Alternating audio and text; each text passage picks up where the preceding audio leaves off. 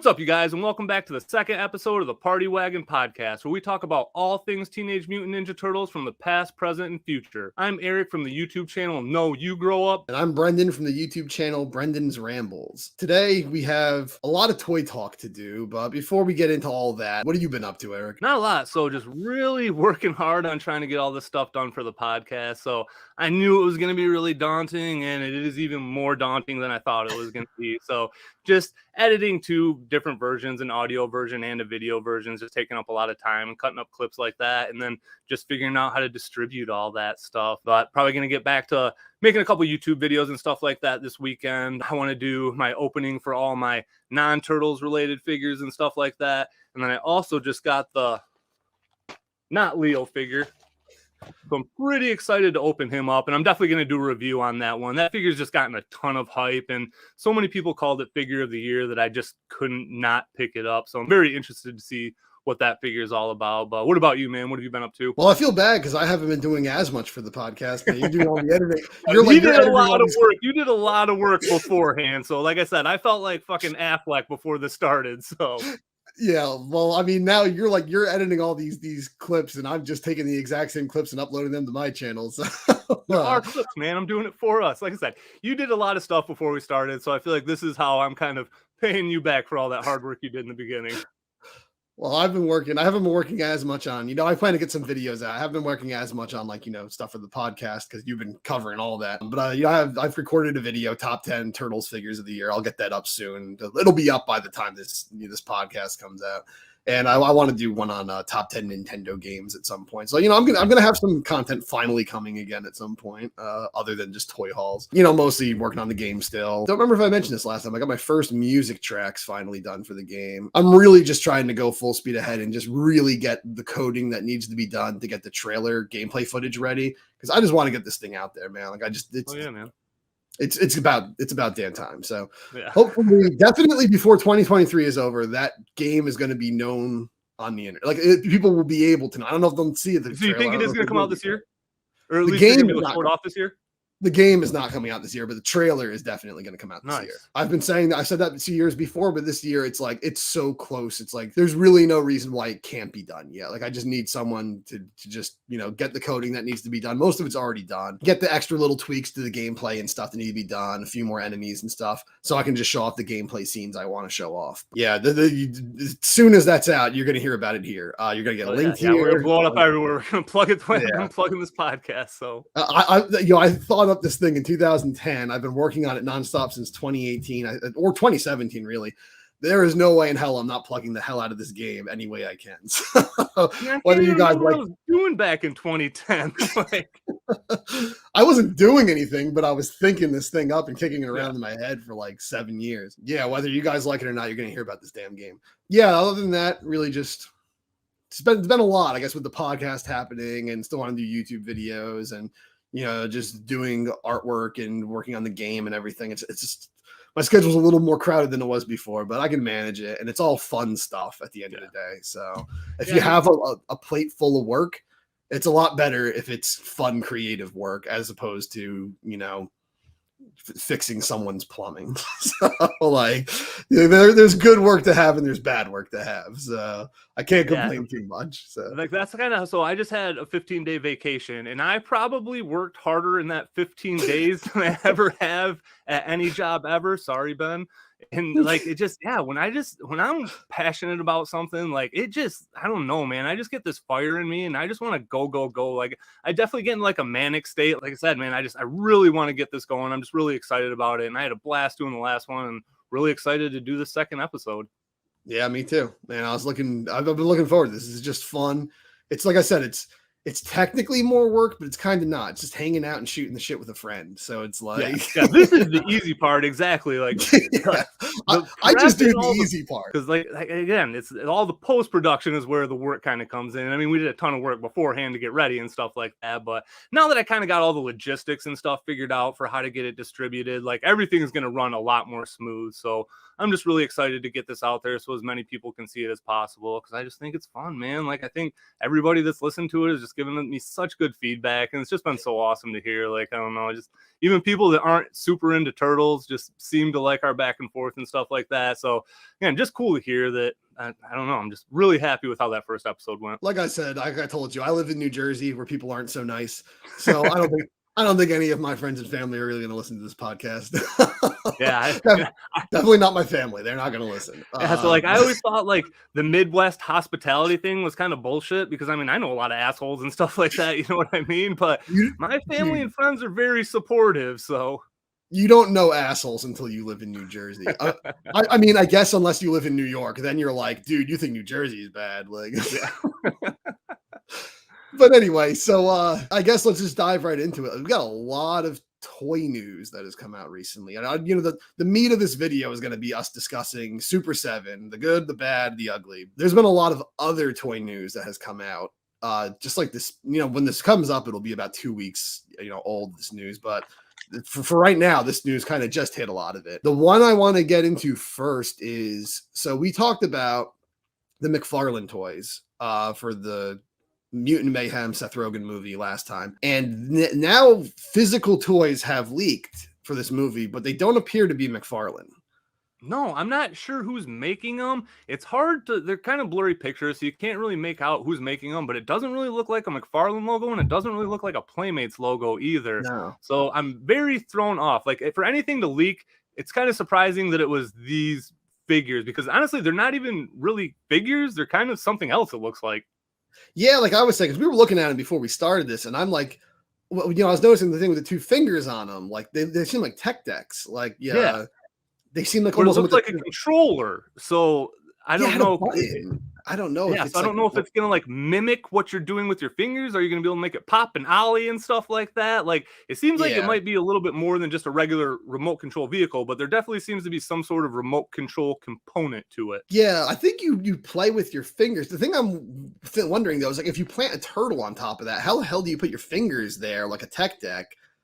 I think it's 2 separate things. So I think there's the toy, and then I think there's that tech deck thing as the controller, and I'm assuming it's going to be some sort of touch. You can't see what I'm doing with my hands in this pan here, but I'm assuming it's going to be some sort of touch. So like I said, I don't know if you pop on the controller, if it'll make the toy pop like you would a tech deck. That's kind of what it looks like to me. Unless maybe we're making it sound way cooler and it's just like, right? It might just be fuzzy sound effects from the movie, like cowabunga or something when you press. Right, that's the other thing, exactly. Anytime you get to stick your finger through the back, it usually is to make it say something stupid like that. It's got to be better than the vintage talking turtles, that's for sure. Because that's the one thing, I haven't heard one of those talk in a long time. Do you have any of them? I have Michelangelo, but I don't have the talking strips. He has his weapons, but he doesn't have the strips. I had them as a kid, but I can't even say I heard them talk, because I put the strips through them fast. I put them through slow. It was just when I put them, like I couldn't hear shit when I put those strips through them. So. And that's the thing. I don't remember even what they sounded like. I can't remember if they were bad or good. That's something that just has been omitted from my memory. I can't even think of what they sound like anymore.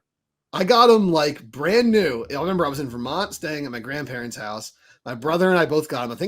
I want to say it was Raph and Mike were the first ones we got. We had all of them, but I think Raph and Mike were the first ones we got. We might have got all of them all at once, actually. But we tried them out at home. And no, because we definitely had Don early on. So I think we got all 4 of them right away. We tried doing it, and we're trying to get it through, and we're just like, and we're kind of like, what is this? And I remember my mom and my grandma came in. They're like, what, you can't get those working? And they started saying, like, you probably have to put them through faster. And you put it through, and it's like, so it's like, like all of us, like 4 of me and my brother, my mom and my grandma just kept putting them through at different speeds, different ways, and we just couldn't get them to talk. And it was like they were just making. You sure you weren't putting them through backwards? We tried flipping them and upside down and right. It just sounded like they were like possessed, and fucking Beelzebub was like talking to us in some old like Latin freaking. It was like like they didn't. They're supposed to be saying like, you know, cowabunga, shred head or something, right? Or like, but it didn't sound anything like that, like pizza time or something, and it just sounded like a bunch of gurgled demon stuff. So other people say they got them to work. Other people said that they sounded remarkably good for such weird technology, but my experience was like they didn't sound like anything. But anyway, these new ones probably just talk, and I don't know if do you think the turtles come off the skateboards, or do you think they're permanently attached to the skateboards? I would guess they probably peg on, but again, if it's something that can actually like pop and ollie and do stuff like that, maybe they are attached so they don't fall out. Because they The definitely don't look like they'd be too fun on their own, because they look like they're 5 POA and they're kind of, they just don't look like they're really positioned that fun either. You know what I mean? They look like they're meant to be Yeah, riding a skateboard and that's about it. they're essentially just larger reaction figures. Um, Yeah. Squatted the down thing in that skater pose. the thing that makes me think that they do pop off the skateboards, though, is the fact that they have leg articulation. I feel like if they were meant to just be mounted on the skateboard, they wouldn't put leg Okay, yep. articulation on them. Yep, there would be no point to put a hip, because again, Um, it looks like it's just like a swivel or something. It doesn't even look like a hinge or anything, but that makes sense then. Yeah, they wouldn't put that in there. So it definitely probably does come off, but I'm assuming it's going to be real limited play with those things. yeah, I don't know. We'll see. But for the designs, this is our first look. This isn't like leaked concept art. So last year we got concept art. I did a whole video about that on my channel last year, and I didn't like a lot of them. I thought Raph and Leo looked the best. Leo was the best looking, but I thought Raph looked okay. Don was atrocious, and Mike, I hated Mike's design in that concept artwork. I have to say, Don, he's not the best, but he looks a lot better than the concept artwork in the action figure. In the concept artwork, he had like a buck tooth like sticking out on the side of his head. It wasn't even like a nerd, like, because they're trying to make him look like a stereotypical nerd. And it's like they always have to give him the Buddy Holly glasses, the black frame glasses now. Right. But then like the buck tooth just seemed like Seth Rogen like still thinks of nerds in like the 1970s Hollywood version of nerds. Like it's the nerd from Grease or something. And it's like that's kind of an old world way of thinking. Oh, he's smart. He has to have buck teeth and pimples and like so. But the thing is, on the side, it doesn't create like the middle would create more of the nerd look. The side is like A snaggletooth. yeah, like a hermit, like hillbilly, like sits on he only has that one tooth just to open beer, and like he just sits there with his shotgun all day. Like it that doesn't create the illusion that he's a nerd. It makes him look like a hillbilly, like stereotype or something. So I'm really glad that I can't see the tooth in the promo artwork. Hopefully it's gone. But Mike, I said to you, he has a hamburger head. His face is so wide. He looks like Mayor McCheese. Mayor McCheese, exactly where my mind went when I saw him. I remember because I told you like his head looked like a cheeseburger, and you're like, I didn't want to say that because I didn't think you would get the analogy, but it's exactly what you were thinking.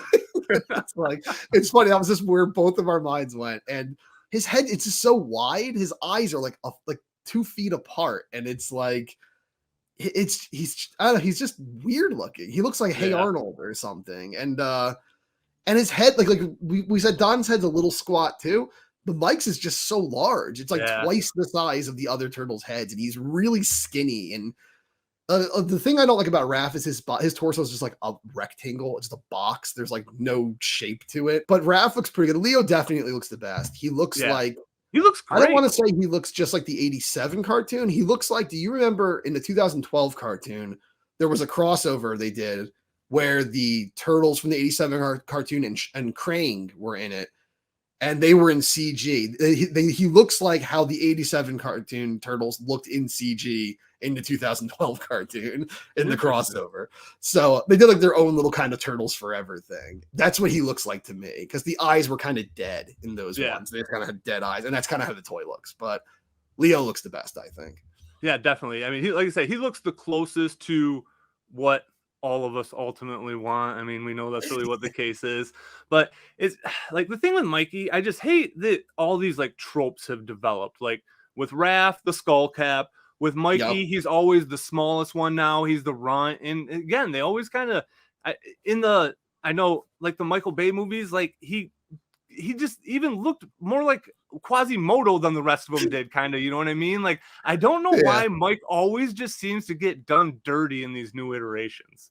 He does. And in the Michael Bay ones, he looked like crying Shrek or something. Like he had these like big blue watery eyes, but then like this monster ogre face. And it was just like, I remember I actually got a comment. I said that in my movie reviews that the turtles look like Shrek. I got this angry comment and someone saying like, Shrek is awesome. Saying they look like Shrek isn't an insult. And it's like, okay, Shrek looking like Shrek is fine. Exactly. the turtles shouldn't look like Shrek. Like I wasn't saying Shrek was, like not a good design. I was saying the turtles shouldn't look like Shrek. So I'm sorry for that one major Shrek fan I offended, but you just never know who's out there. Yeah, you never know who's really in these niche fandoms. We think ours is small, but that Shrek killer freaking base is just real strong. That guy must be happy right now. Like, oh man, they made Puss in Boots 2, Shrek 5. Come on, Shrek 5. Yeah, like I don't. Mikey always looks the worst. I even thought in the 2006 movie, I thought he was the ugliest design. Because again, he had kind of that wide eye thing. Like his eyes were really far apart. He had this really like toothy horse mouth, kind of. Like I don't know. He was just like, again, like Raph and Leo looked the best. Raph and Leo always look the best. Yeah. The way I can describe it, with like most of them, is Raph and Leo always look the best. Donnie looks experimental. Like they were just trying new shit with him. And then Mikey just looks like a disaster. That's basically how it always goes now. Again, because we're kind of getting back into those tropes. So I feel like whenever they design the turtles, they'll design Leo first and they just make him like the status quo normal. And then they'll go to like Raph and they're like, okay, we'll make him a little bit more bigger and jacked now. Mikey a little bit more runty. And then Donnie is just kind of all over the place. Like he's been tall and skinny. He's been a lot of different things. So I think it was the have you ever seen the Batman movie crossover? Yep. Yeah, dude. First of all, not to get deep into that, but that's like one of the raddest, like most slept on movies ever. Like the comics are awesome, but yeah, I don't want to spoil anything, but there's a scene that happens right off the bat, and I was like, damn, this is going to be a regular Ninja Turtles movie right here. Yeah, we're getting back to it. Just real quick, the entrance of Shredder in that movie where they mimic the 1990 movie where he falls down in slow motion, that's so cool. And then seeing Batman versus the Shredder was like a dream come true. It's like, dude, I want to watch that. This movie I haven't watched it in a while. It's definitely going to happen. And that's another topic for another time. But anyway, you were saying Donnie, they made him tall and skinny in there. Oh yeah. So in that version, he was just like super tall and lanky and stuff like that. And again, honestly, I hated his design in that movie. He didn't even look like a turtle anymore. He just looked like, I like that movie, but that Don design was just not working for me. Like he looked. Have you ever played the Neverhood or Skull Monkeys or no? Those claymation. I know where you're going. It's made by the same guy who made Earthworm Jim, and I knew he's a claymation guy, but he has like long, tall head. Yeah, his name's Clayman, and he has like a tube for a head, and like these like that's what Don looked like to me. He looked like Clayman. So yeah, because again, his head looked like a freaking like time lapse pillar, a time release pill is what it looks like. It was just so tall. Like that's the one instance where Mikey wasn't the worst design character. Because other than that, the other three turtles look pretty cool, and he's the only one that kind of has a weird design in that one. I think Raph, they went a little overboard with trying to make him look like he was real big. Like mean and nasty. Yeah, he looked cool, but I think actually in that one, Mike and Leo were the best looking ones. I think. Yeah. I'd say Mike and Leo just looks the most normal. He always just looks the best. I just wish they all just kind of look like that. And again, if you want to differentiate them, go back to the color swaps. You know what I mean? Yeah. Like I don't know why they all have to look different now. What's wrong with all four of them looking the same? Yeah, I am all for usually like varied character design. It usually bores me when there's a cast of characters and they all look exactly the same. I never got into it. I'm not judging anybody who did. I know there's a lot of guys who did, but that last My Little Pony show, no interest. But every character was essentially the exact same thing. Like, because I saw at conventions, I'd see the characters everywhere. I'd see them in like merchandise, and it's like, this is the same damn template, just like copy and pasted, just like different color, different kind of hair, different ass tattoo, and that's like it. And it's like, so I can see how I grew up with the turtles, so I'm used to them looking the same, and I'm okay with it. But to be fair, I do think it's a little uncreative to have them look exactly the same. So I'm okay with a little bit of differences, maybe like different faces, maybe like Raph might be a little beefier than the others, Donnie might be a little skinnier and a little taller. But I don't need them looking so different that like you can't even tell they're like the same like brothers. Like it just, like the Michael Bay ones, it's like I don't know, like they just tried so hard. Right? Like Donatello had like a Super Nintendo controller on his arm and all this shit, and it's like they just had they were like wearing like just like every possession they owned on their body. It's like Like they were just trying so hard to make them look unique. And it's like a lot. I mean, the most successful versions of the turtles are usually the ones where they look pretty simple, actually. Yeah. So, and again, that's what that's just kind of what I just always like. Just keep it simple, stupid. You know what I mean? Just always works the best. Those original designs. And again, I know I'm never that person that's always going to be like, give me the 87 turtles again. I'm not going to like anything else. But like, again, I still have those turtles. New designs don't take those away from me. So it doesn't bother me. You know what I mean? But yeah, I just wish they would I feel like they're just overthinking it now. It seems like, not to get too far off track, but in the last podcast, you could have potentially just pissed off the Pokemon fandom. In this one, you might get the bronies coming after us. So I feel like we got to keep the other fandoms out of our mouth. Bunch of bloodthirsty bronies are going to come after me. So I pissed off the Pokemon fan base and I pissed off the My Little Pony fan base. I'm just going to piss off every furry, I guess, by the time we're done with this podcast. But hey, we're talking about Ninja Turtles, so yeah. So I guess that's all I have to say about that. It's so weird that they're not McFarlane. So it's like, so what the hell is McFarlane doing? If like, how many companies are merchandising this new movie? It's all over the place. So. And again, if this is like a radio control thing, I could see why it's going to like a more niche company. You know what I mean? Because again, I couldn't tell you who makes radio control vehicles or anything, but I guarantee you that's not technology McFarlane's sitting on. You know what I mean? Yeah. So for something more like this with a play feature, I can understand it. And again, even though like I might just get one of these, I'm kind of interested in the play feature. I just kind of do want to check that out. But it's cool that they are trying something like that again, because again, even if it's not for us, that's the kind of shit that could get kids back into it. You know what I mean? Absolutely. Because that's like what sucked us in as kids with stupid play features. Like, look at, like you said, that talking turtle barely worked, but we still loved it. Like the pizzas tossing turtles, like everybody lost all their pizzas, but we still loved those. Like, yeah, and like you said, you're going to say the sewer. There was the sewer launcher vehicle and all that stuff. There was crazy. There's a pizza launching vehicle, the retro catapult, like just crazy stuff. And I mean, the thing is, it's just still weird. Is I just don't get why Playmates isn't making these, because back in the day, I remember having so much turtle stuff, and most of it was made by Playmates. Like a Leonardo frisbee I had, and like just all these like little like bath toys or like little like walkie talkies. I didn't have all that stuff, but like they made all kinds. They made like a watch that like the Playmates made, like a turtle's watch and stuff. And it's like, have the resources to make all this memorabilia. They just don't make anything anymore. It's so weird. That kind of has been their bread and butter, is just re-releasing stuff. But that is more of the stuff I would want as well. I would love it if they put out like the watches, the water bottles, like all that stupid crap again. Like I would eat that up. I would buy all that stuff. And again, like that is kind of the more stuff that I would be interested in. But it is just like we hit on very hard in our last episode, perplexing that like this just really seems like a time where Playmates could be just really dominating. And this kind of segues into what we're going to talk about next, because it looks like they're going to re-release some more 6-inch figures that were done in the old molds, but the Triceraton definitely looks like the same mold. But I feel like the Shredder that just got shown off kind of looks a little bit different. I don't know if there's different tooling going on, but he looks slightly better than the last one they put out.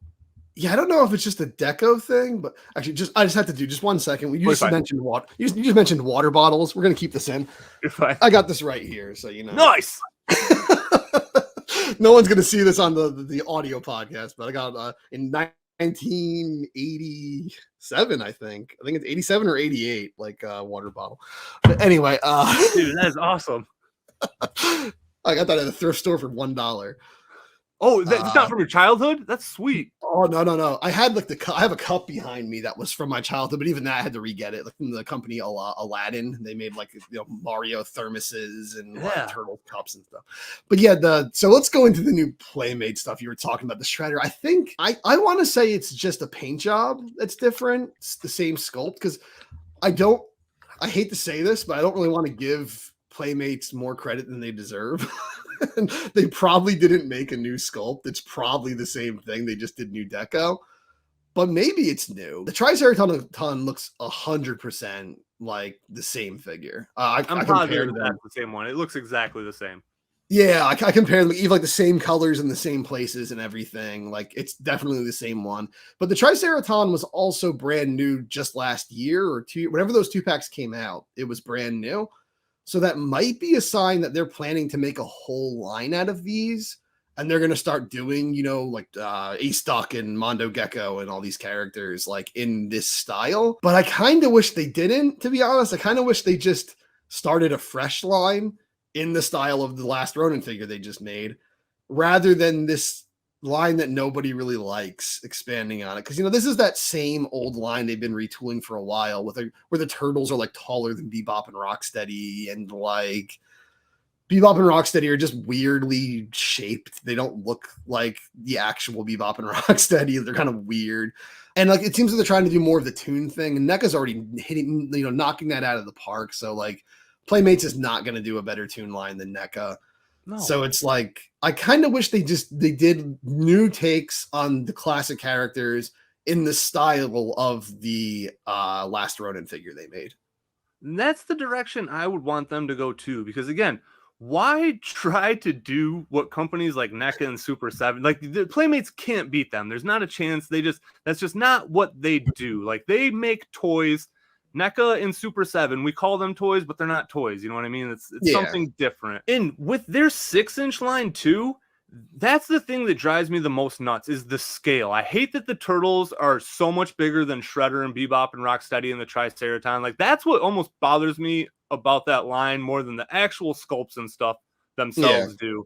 And if they do if they want to blow this line up and make it a 6-inch single pack line that it looks like they're about to try to do, again, like I've pretty much refrained from buying all those 6-inch. I've bought the original ones that came out in like 2012 or whatever, and I've since sold them because again, I hung on to them and they just didn't do anything for me. You know what I mean? Yeah. I didn't look at them and I'm just like, these are just something I love having in my collection. Like I just knew I could find something better to put on the wall than those. I almost bought the Bebop and Rocksteady from that, but I'm like, I just don't like the way they look. Because at the time, we didn't have like, you know, a tune accurate Bebop and Rocksteady. Yeah. We didn't have Super7 Bebop and Rocksteady.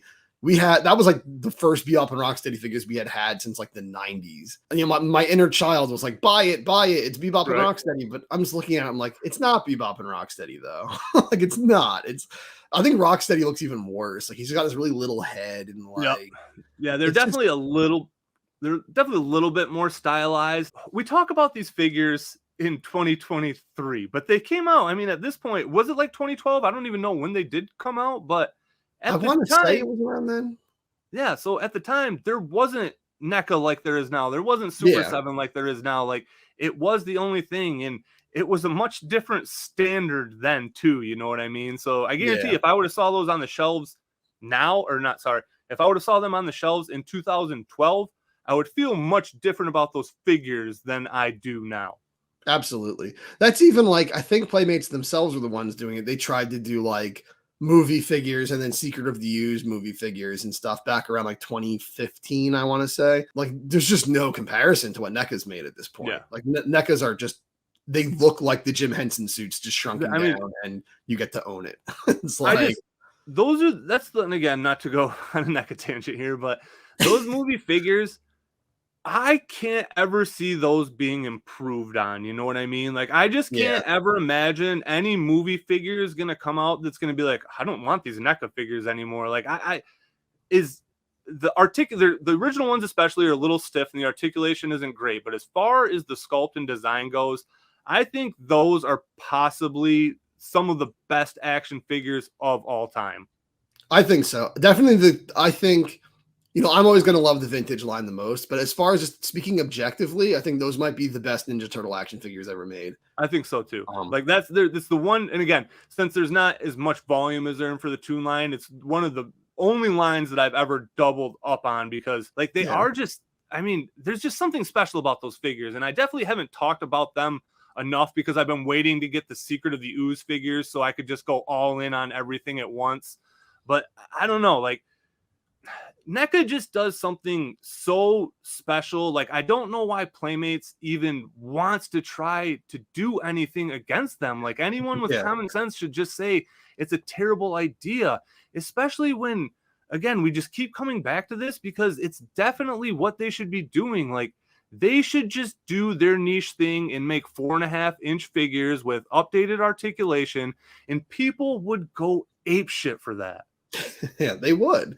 I think they really would. I think That's the problem. Is I don't think NECA, or not NECA, Playmates. Unfortunately, I don't think they have the compassion for the brand, and I don't think they have the creativity for the brand anymore I don't think they do. to do their own thing. They're just seeing like, let's find an easier way to do what this company already did better. And it's like, no one's gonna buy that. Like no one's looking for that. So I don't know. Yeah, it's like we touched on this last time, but like the Playmates, they gotta do something. Because Ninja Turtles is their flagship franchise. Like that is what put them on the map. That is what made them like huge in America. Then again, like we said last time, in the 90s, they did Earthworm Jim figures. They did, the Star Trek Next Generation figures. They did Toxic Crusaders. They did so many figures in the 90s, just all from the popularity of Ninja Turtles. Now it's like they're not doing anything. Like at least like Mattel, they're always putting out Barbie. They're always putting out He-Man. They're always putting out Hot Wheels. Hot Wheels aren't going anywhere. So, Hot Wheels has done more with Ninja Turtles recently than Playmates has, and that's Mattel. So it's like, yeah, like Playmates just has to do something with Turtles, and I don't think these 6-inch figures is it. I don't think this is what they should be doing. No, and like you said, I think you touched on something really. It's something I've thought about before too.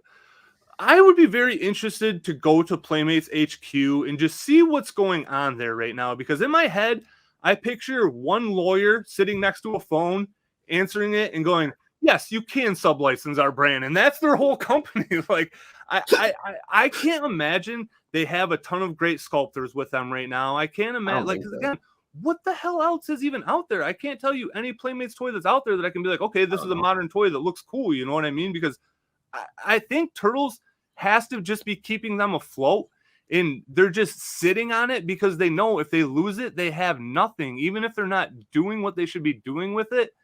If Playmates loses Turtles, I think that's the end of Playmates.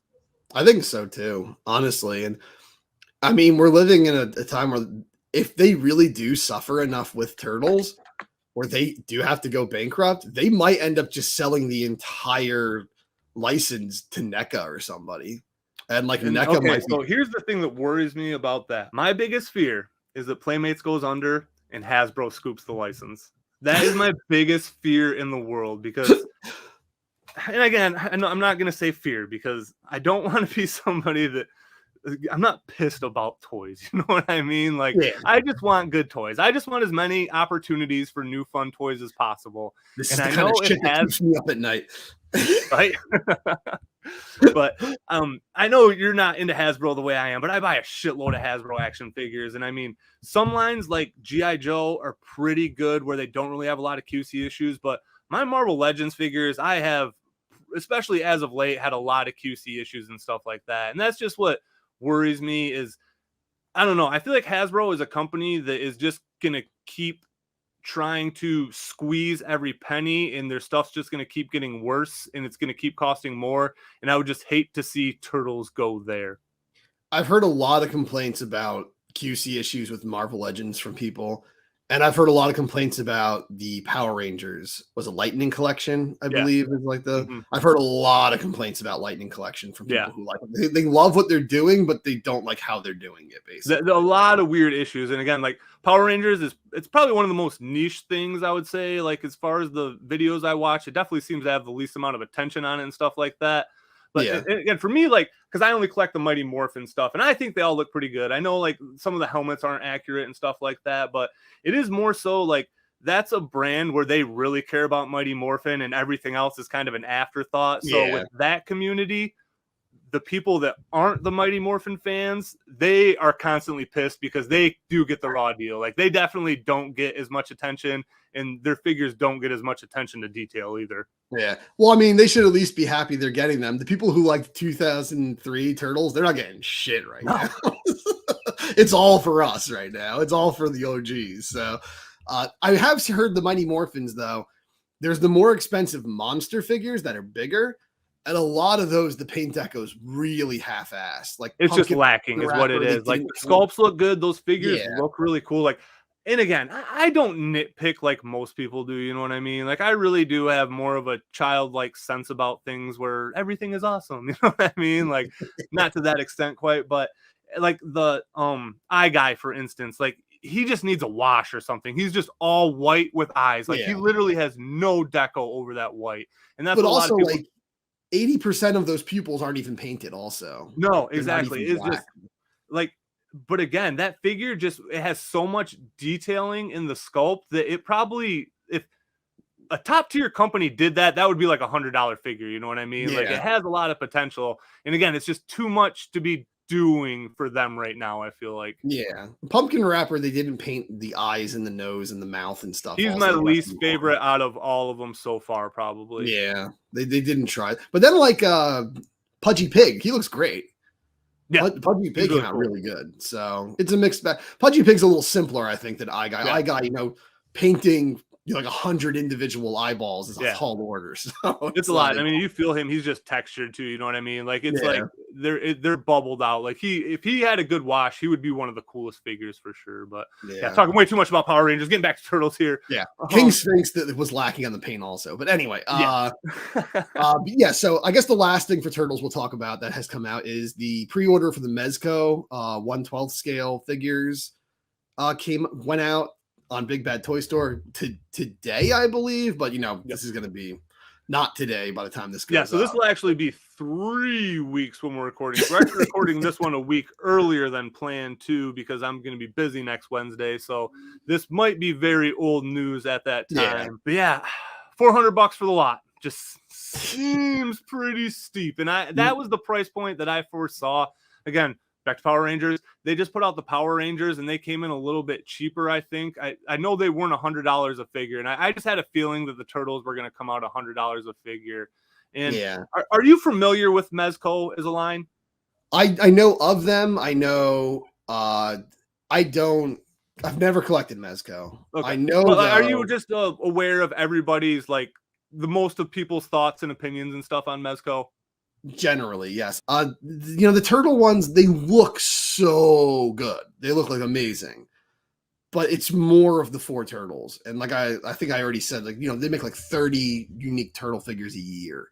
Yeah. So it's like I'm not gonna spend $100 on each turtle. Like maybe if all 4 of them came for like 200, I'd look into it. But you're thinking 400 for them. Super 7, we'll talk about Super 7. Their prices are already like through the roof. Yeah. And for a wave of 4 of them, it's like a little more than half of what they're asking for those 4 figures. So when you look at it that way, it's like Super 7's already an expensive line and they're almost half the price of these. Right. So I'm just like, after I buy a Super 7 wave, I'm always like, oh, my bank account's going to be hurting for a little bit. Yeah. They hurt. But it definitely hurt. Yeah, but these Mezco ones, like, they look really good. I love the expression, like Donnie's face. He's just got this shit-eating grin on his face. He looks so cool. But and like even just the paint deco on their shells and everything looks so good. I don't know. I'm gonna pass. I'm not gonna get them, especially no payment plan. Like I'm not paying $400 raw right on the spot. Like I'm not right. My stance on Mezco has kind of been most of their figures. Like the draw is their soft goods. Like that's kind of Mezco's thing. That's like what sets their figures apart. Is they all wear wire soft capes. goods. Yeah. Yep. And even just their whole outfits will be like spandex and stuff like that. Yeah. But I'm of the opinion, I think they look like dolls. That's just what they look like to me. Like they just don't look like action figures to me. Like I don't know what it is. Like I like soft goods on things, but just the way those figures typically look, they look like dolls to me. They look like just the most updated version of Migos, kind of is what I kind of always looked at Mezco as. So when I saw the tease for the Turtles figures, it had me more intrigued because there's no soft goods. You know what I mean? They have the belts and stuff, but that's really probably the only thing and I'm sure they'll probably be real leather and nice and stuff like that. But I knew these were going to be sick because, again, they do a good job in sculpting and stuff like that. But I knew there wasn't going to be the soft goods. So I was really interested to see these figures. And they definitely looked almost exactly how I thought they would. I don't know what the style is because it's not really anything that's ever been done before. It's kind of, so the alternate heads that come with the Super 7 figures, and again, we'll transition into that here soon. That's kind of what they look like to me. You know what I mean? Just really like kind of scrunched and wrinkly is kind of like what they look like. Like just kind of more like lines in the face and stuff like that. Very comic booky, yeah. It's kind of like they're drawing a lot of inspiration from a lot of places. It feels like, and they definitely do have their own feel. So there are 6-inch figures too. So it's not like they're 1/6 scale where they can charge a little bit more because it is a lot bigger, a lot more plastic, a lot more detailing on a bigger figure. Like, we already think Super 7 is a high price point for a 6-inch figure. $100 is nuts. Yeah. And to be fair, Super 7 is more around 7-inch, to be honest. That's true. Yeah, they are a bigger figure. Yeah. Super 7's sizes never match any other company's No. scale. They don't scale with anything else, which is another you reason can't really keep, like, if you wanted to mix and match Hasbro, NECA, I feel like that's not too bad. But yeah, your Super 7 figures just stand out. Even posing them on a shelf, like, again, I'm not too crowded, but I crowd, like, just, you have to have so much more space for those figures to display too. You know what I mean? You can't really pack them in like normal 6-inch figures. Yeah. I have a whole separate section. I've showed it in my videos where I just have like tiered, like little shelves I put up that I just put like 3 or 4 Super 7 characters on a shelf because it's like they take up all the other shelves. They just hog the whole shelf and they don't scale with anything else. They just stand out and look awkward if they were on the shelf with other figures. So I guess we're talking about Super 7 now. Yep, easy transition for this one. I guess I'll cut the video and then final thoughts though. Mezco. So final thoughts on that. Mezco, I agree. I've always thought they just look like dolls. They're like Mego, like you said. They're Mego. I always said Mego, but like Mego, they're just those, just like with more articulation and detail. Yeah. So again, they've never really done anything for me, but these turtle figures do look sweet. But I mean, they do. For me, $400, like, that's a chunk of money that, like, I don't spend easy. You know what I mean? No, I don't know if up to this point if I ever have spent. The arcade 1-up cabinet is probably the single biggest, like, nerd purchase outside of like an actual legit new gaming console that I've ever spent money on. That, you know what I mean? But for $400, cool. I just don't think they fit that bill. You know what I mean? Like, I've paid, you know, a lot for especially some of the vintage figures. You know, Scratch, Hotspot. Shogun showed. I got him new in his package. Not too much, not that much. It was under $300. That was like, that's insane to me. Like, that blows my mind. Yeah, that was like 2017. I want to say 2018. That's crazy. That just tells you like how quick that line blasted up. Hotspot was not in his package. He was a lot more money than that, especially you consider I had to buy the accessories separate. So he was a pretty penny. He ended up being more than Scratch just because I don't have Scratch's accessories. Hotspot I have complete. So nice. But the thing is, all those figures payment plan except for Shode. But again, he was under 300. And also, actually, I used a gift card. Someone for Christmas gave me an Amazon gift card, so I was like, perfect. But all the other ones payment plan, so it's like it's not that bad. But I would never pay $400 up front for a figure, or even again, not a collection of figures. Yeah, not for that. If it was like, I mean, a Playmates Grail or something like that. Like if everyone's like, here's this Euro variant shredder for $400, of course I'm going to take that for $400. You know, and I'll figure it out. I'll sell something real fast to get that $400. If it's something crazy, like it's some character I love who never gets merchandise or something, then it's like, okay, yeah, you got me. I'll find a way. Yeah, like if it was something crazy, then I would. But you know, just the 4 turtles. Like I have a lot of turtles. So. No, exactly. And again, I don't, for how sweet they look. And again, as we get closer, maybe FOMO will kick in. And again, I don't know how, because the other thing people say is that Mezco figures tend to sell out pretty fast. But do you think these are going to sell out quick with the $40 deposit and stuff like that? I think they will. And then I think they're going to flip for even more. Okay. I'm going to be honest. I think they're going to flip for, they're probably going to be like close to $600 for all 4 eventually. Yeah, that's crazy. And then when you add in shipping and all that, it's like you're going to be paying like $700 for a few turtles. All right, so Super 7. This is the meat of the episode. This is what we're going to talk about because I don't want to say everyone's talking about them because it's quite the opposite. Most people aren't talking about them anymore. There's a lot to be said about Super 7. There's so much good and there's so much bad that can be said about Super 7. I don't think I've ever had an action figure line in my life that I've wanted to love so badly, and I love it so much, but it has so many flaws. You know, it depends on the figure. It varies, and at first I was cutting them a lot of slack. I do love them. I'll just get off the bat. I'll just say I do love Super7's TMNT Ultimates. I still love them. They look amazing. And I just did my video that hasn't gone up yet at recording this, but of top 10, and a lot of Super7s made it into top 10 Turtles figures of the year for me. But I've just had so many QC issues and stuff with them, with like wave 5. Especially mostly wave 5, a few issues with wave 6, but wave 5 was bad. And I've had some issues with them before, just like the we'll get into it. But what are your thoughts? Yes, on Super7. So one of my most popular videos is a video where I talk in great detail about how much I love the NECA Toon line and how much I love the Super7 Ultimates line. And going into this year, after the first 4 waves had been put out, so I think I got wave 4 in January or something like that. Yeah, but going into this year, like after those first 4 waves came out, they were definitely my favorite action figures of all time. Like I love the original Playmates line. Like it has that nostalgic love that nothing else can ever give me. But Super7 is that line, but remade for what I want now. You know what I mean? Like it just literally was like, because I started, like, I just gotten into NECA Toon and NECA movie figures and stuff like that. And then these Super7 figures came out,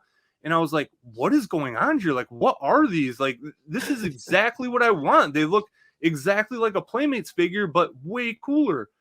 Yeah. And I couldn't have more good things to say about them. I had virtually no QC issues in my first 4 waves. I cannot think of one major problem that I had with those original figures. I know a lot of people's Muckman's hips get loose and stuff like that, but mine's still holding pretty strong.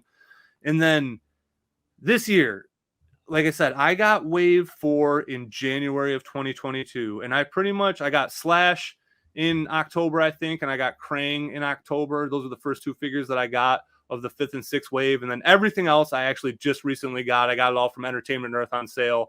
And nice. My thoughts, again, I still love the line, but I'm shocked at how fast one round of opening figures changed my mind on an entire line of figures. That's pretty much exactly what happened to me. And I had heard people complaining about them at first. And I was thinking like, oh, come on, people are exaggerating. Super7 makes good stuff. Stop dumping on them just because they're a smaller company. But it's like, no, the complaints were warranted. Yeah. So I do have to, I guess, back up. So about how I got into the line, because that's actually interesting you mentioned that. I think we actually both initially wanted something different from this line. So when I first saw them announced, I didn't care about them. I was like, I already have the vintage figures. I guess this is cool if you don't have the vintage figures, but I already have them. I don't need this crap. Like I already have the vintage ones. And I just thought like they're charging so much. I'm like, I'm getting the NECA ones. Those are unique. I'll get the NECA ones. I don't care about the Super7s. It wasn't until I had them in hand. Originally I was like, I'm just going to get Bebop and Rocksteady when they come out. And I pre-ordered Bebop, but in the time where I pre-ordered Bebop, I ran into Baxter in a store. And I got Baxter, and I instantly fell in love with it when I had it in hand. And I'm like, okay, this is so much cooler than I thought it was going to be. And then I picked up Raph, but then I picked up Splinter. And then by that point, it's like, okay, I'm collecting the whole freaking line at this point.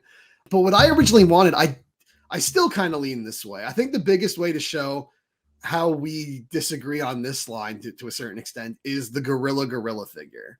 I believe in a video you said you didn't like that. Like it's not out yet, but it's coming out like I think in June or something. Yep. But I believe you said you didn't like that figure because you wanted something more like the traditional Sergeant Bananas rather than what they gave us. Yeah, because that is, like I said, that's what I want out of the line. Like I mostly am using the original head sculpts. I know a lot of people say like the original Turtles ones look weird, but when I look at my Raph figure, it literally, I feel exactly the same as I do when I look at that Playmates figure. Like, I don't know what it is. The very first time I got that Raph figure in hand, just looking into his eyes, like it just looked exactly how I felt when I looked at my Playmates Raph when I was a kid. I can't explain it to you, and I know it's very pathetic hearing a grown man talk about an action figure that way. Hey, man, you don't have to worry about that around me. We're all nerds here. But it just struck a chord with me. And like you said, like I thought they looked cool from the promo images. But once I got, because I think Glow Baxter was the first figure that I got. And oh, yeah. Especially for the wave, like that wave 1, like he was the hit out of that wave, I would say, because he was what that wave what the line represented to me. Just taking those Playmates figures and blowing them up to what they should have been. Like the characters that they had to scrunch down and make small to fit in the blister, they could start making them big. Like in my mind, looking at that scrunched Playmates Baxter, I didn't see him as big, you know what I mean? He looked like a small squatty character, but again, it's just because he is squat. Like if he stood up and spread out, he would be a lot bigger like that. And I keep mine kind of a little bit squat to keep it in that Playmates homage. But yeah, it just, I don't know. The Gorilla, like I said, it mostly makes me worried that they're just, and again, I don't know if this is a good time to jump right into this, just where the line is going and stuff like that. They just seem to be on a very steady trajectory. And to me, it just seems like one person was running the line and then all of a sudden somebody else just took it over and just took it in a completely different direction. You know what I mean? Yeah. And like, I feel like the first dude was like, all right, nostalgia. And this other dude's like, hey, I think this figure's cool. And they didn't really know what was going on. Like, I don't get it. It just seems like such an abrupt shift. And then once Wave 9 was shown, like an abrupt shift back. You know what I mean? Yeah. I want to talk about Wave 7, 8, and 9 individually and kind of like rate them. Because I have a lot to say about all of them. I mean, we can go into great detail on everything. Yeah. Don't worry. Like I said, those are the waves. You can fill an hour on Super 7. I got a lot to say on Super 7. So those are the waves that haven't been released yet. Just for like people listening, if you're not, knowledgeable, that's like the ones that have been shown off but not released. Because Super 7, they love showing off stuff that has not been released. So, right. We'll get them within the next decade at some point, I guess. But so Gorilla. See, the thing is, I think first of all, I think it's a legal thing for whatever reason that there seems to be. I think it is. I'm pretty sure that's what I've heard around the grapevine. Is Sergeant Bananas they probably dropped the license on it or whatever, and somebody else probably picked it up. Most likely is what happened. I know there was like a little, I think Funko minifigure, like a little big headed, not the pops, but little big headed figures that came out. I don't know if it was Funko, it was like a little like, a vinyl pop thing that was like this big, vinyl figure, I should say. The blind bag things that came out about 6 years ago or something that had Sergeant Bananas in his vintage Playmates design. Oddly enough, of all the characters you could pick, they picked Sergeant Bananas. So I think that's why supposedly Gorilla's from like this magazine comic. I never even freaking heard of it. Like I take pride in being a big Turtles fan. Like I don't know what the hell this comic is. Like I'll admit defeat this time. It's like I don't know what this is. You got me. I have to be honest. I'm really hyped for the Gorilla figure. I think that's the highlight of that wave for me personally. And I think that's because I do love the nostalgia. I do love the plus versions of the vintage figures, but I do also want something new. And I've had those vintage figures my whole life. Nothing's ever going to replace them for me. So I feel like I'm kind of just buying, here's not quite they made the big versions in Playmates for some of their figures. Here's the medium version of the Playmates figures. And it's like, they're cool. Some of them are, very cool. But I always use the alternate heads because I don't think they look bad, the old heads. I have Leonardo with the retro head, but just because I thought that his alt head looked too much like Raph's, and I want Raph to look the angriest out of all of them. Yeah. I just want something new. I think the nostalgia for me is just the fact that we're getting a Sergeant Bananas figure. It's like, oh, wow, this character's back. But I'd like to see like new takes on the characters personally. And like that was one of the things that kind of bothered me about, Mutant Mayhem's great figure. He looks awesome. But I kind of wish, he had like some sculpted green slime in there and they painted the skull and they kind of redesigned him a little bit, painted all the organs.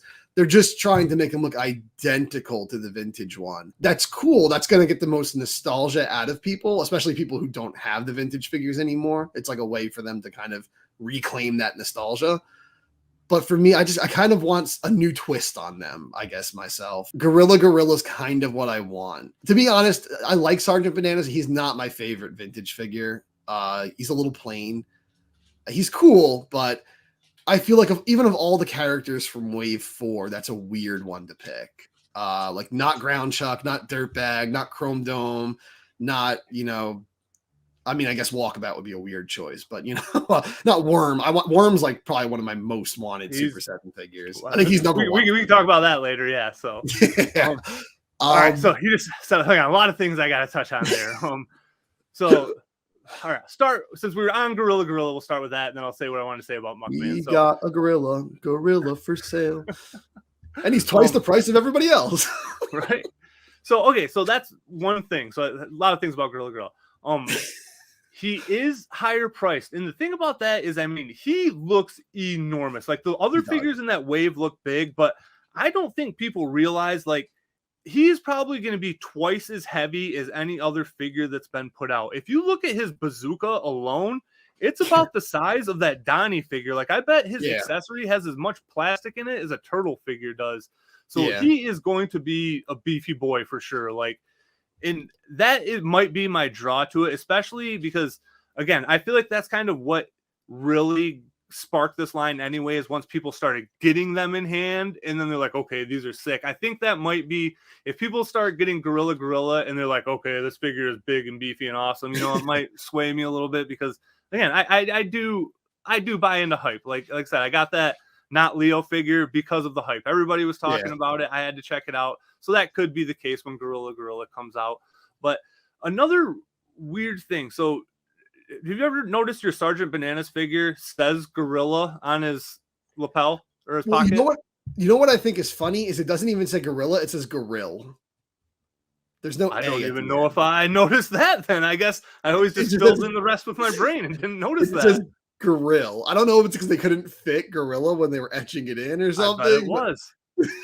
It just says Gorilla, but it's spelled, I believe, like guerrilla warfare, like Urilla, not like because you know the character's Gorilla. So. Exactly. Yeah. It's so again, it's very confused. Like these figures definitely have some sort of spiritual connection. I feel like, you know what I mean? But they're like definitely you said, the same character to a certain extent. Yeah. Like kind of like how, you know, Ray Fillet can also be Man Ray or exactly be Ray. What I was going to say. They're all the same guy, really. Yeah. So I feel like it's probably whoever made this comic didn't get the rights to use the name Sergeant Bananas, so they just named up their own name. But the other thing I don't get though is they say he's from the Amazon. Where the hell did they find gorillas in the Amazon? Like you'd think like if it would be like a jaguar or something from the Amazon, like not a gorilla. It's from Africa, but whatever. I guess I've never really thought about that before. Yeah, and then what you said about Muckman. So again, if you've ever seen that video where I talk about very in depth about how much I love Super7, Muckman at that time, he was my standout figure from the fourth wave. Like for those first four waves, I still think he might be my favorite figure. We'll see if when I do my top 10 and stuff like that, but he's still mine. Yeah, that figure, the Playmates one is by far the most ambitious sculpt that was in the main line, far and away. Like the detail that is in that figure, like no other figure has that much effort put into it. And Playmates, not even the Mega Mutants, the big ones. Like he doesn't even have as much detail. No, nobody does. Like Muckman is like, again, he is just the standout figure from the line. Again, I definitely didn't appreciate him as much as I did when I was a kid as I do now. But you hated that manhole cover on his foot. Yeah, just drove me nuts, man. I just wanted that off there. Just give him a regular fucking foot.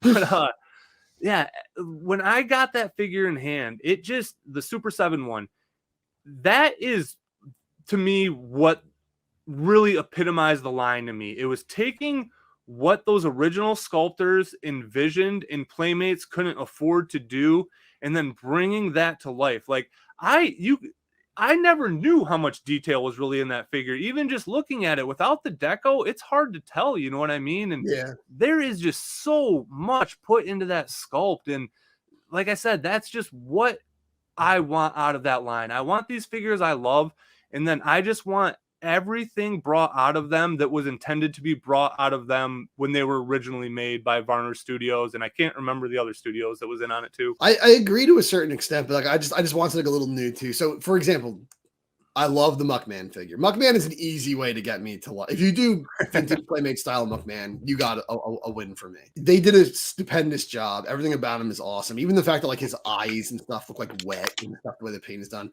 But that's the thing is like they didn't add a single detail. It's all the exact same details that were on the vintage one. So now the flies are like really big on him and they're painted like really like stark black and white. I kind of wish rather than doing that, they added more bugs, like smaller bugs in greater quantity. and kind of plus the figure in that way instead of him having these freakishly giant flies on him. I mean, he looks amazing. I feel like an asshole complaining about Super 7 Muckman because like I would never, if I was a freaking toy designer, I would never sculpt something that amazing. No, but it's beautiful. I kind of always wish they'd plus him a little bit more. Like I feel like Slash is plussed. Like the texture on his belly and everything, like everything about that Slash figure is just more than the vintage figure. Whereas some of them, I feel like they just do the same with more articulation and larger size. I just wish they did a little more like new creative artistic spins on the characters to a certain degree for a lot of figures. But sort of like a lot of people hated that Krang had the very metallic Bubble Walker for Super 7. I actually really like the way that looks. I think that the vintage one, I'm nostalgic for it, but it's so flat and it's it just kind of like this. I feel like that's plussing it. Like now it actually looks like machinery. It actually looks like this space age technology. Whereas in the old one, it looks like Tinker Toys. I kind of like it when they do like those little pluses here and there for the figures to like be like, we're not going to do them exactly the same because we can do them better now. Sort of like when you look at their accessories, like there's no reason why Bebop's trash can lid can't be metallic paint. Like, because I've never seen a trash can like that, like classic metal trash can that has like a dull flat paint, right? Yeah, flat gray, dark gray paint. Like you want metallic. Like Rocksteady's gun, the wood, there's like little like handles. They could have made those like brown, like wood, and they could have made like gunmetal, like a nice dark, like kind of shiny gunmetal. They didn't. It's just the same flat gray as the vintage toy, and the knife is all gray. It's not like metallic handle, blade, and then maybe like a black wrapped handle or something. It's like they kind of do. I don't want to say they do the bare minimum because they're going above and beyond with these figures, but I just feel like it's not so much a lazy thing as it is like we can't change these figures too much kind of thing. And I really wish they would change them more. But that being said, there's always the risk when you change stuff that you're going to turn people off. Because I myself, I have to say, I'm not a fan of how they changed Screw Loose in the upcoming figure. So if you look at the original sculpt of Screw Loose, look at him on the package where he's fully colored. He's not just like the one color figure. In the artwork, he's not wearing that black domino mask in the vintage figures. And the new one, they just wanted to make him look like Robin. I think in the new one, they gave him like a reddish shirt, green pants, and a domino mask. Whereas the original one, he's supposed to have like, a dark orange shirt and like bluish pants and no domino mask and stuff. And I think like they just kind of changed. And that you could say that's plussing him, like exactly what I said for Gorilla.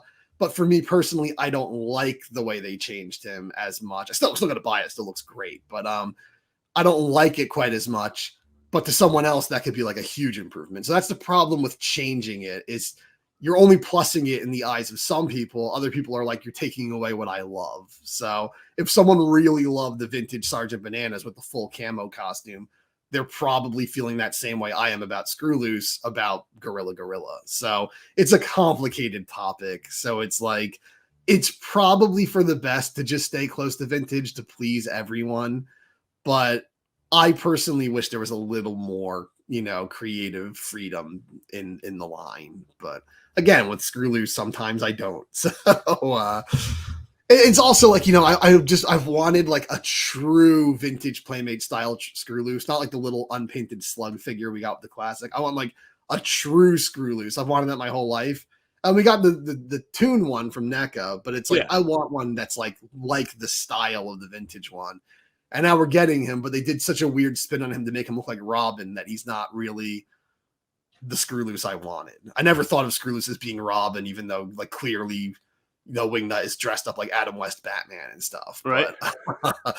But yeah, I don't know. It's an iffy subject. So I definitely don't mind some of the changes that they made later on. And that's definitely kind of the shift that started to happen once they hit Wave 5.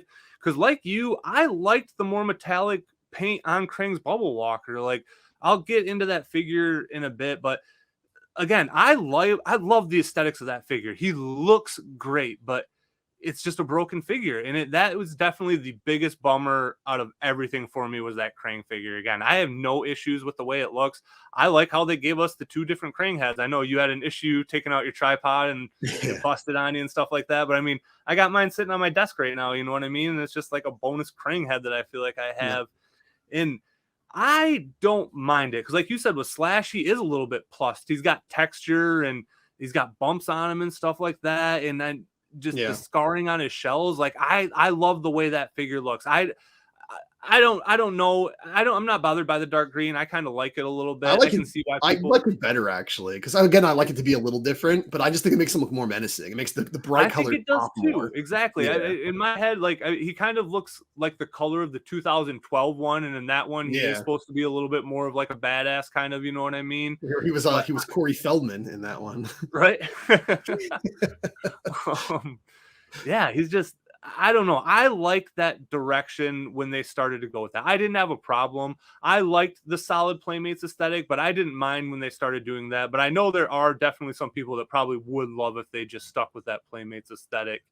Yeah. And I don't know. I don't know exactly what I want out of this line. I just know there's a lot of things done in waves 7 and 8 that just were, I don't know, just a little too much outside the box for me, I guess. I think that, that's a good thing to get into. So we need to talk about what people want from this line and what, for whatever reason, Super7 thinks people want from this line. And we've both covered this in videos on our own channels, but, I'm not expecting everyone to listen to this podcast to be a veteran who watched every video on my stupid YouTube channel. So, they seem to have this idea that what people want from this line is to get the Holy Grail figures from the Playmates line, like finally be able to get them without having to pay like $600 or something for them, or $1,000. But like I always say, is like, no one really has a nostalgic connection to those figures, because most of us didn't have them growing up. Most of us didn't have Scratch. I told my story how I was standing in KB, a whole wall of scratches. And me and my brother were like, we'll get him some other time. We didn't care anymore at that point. Like, no one cared about, like, Scratch, I think he makes a bit more sense because he's a unique character. So he's grown more of a fan base. But no one like really has a nostalgia connection to, Raphael in a soft goods trench coat, or, home jersey, white jersey, basketball Donatello, or Michelangelo metalhead, whatever the fuck, like that thing, like where they just went crazy with the whole line of like, these are warrior turtles, like they're just repaints of robots. Like no one knew that stuff came out. Most people were out of the line at that point, and if they were, they don't have nostalgia for those figures. The figures people have nostalgia for are ones we haven't gotten, like Rat King, General Trag. Like those are the figures. It's inexcusable that we're 9 figures in and there's no Rat King. Like Rat King is one of the most important characters from Turtles. He's in every iteration except for some of the movies.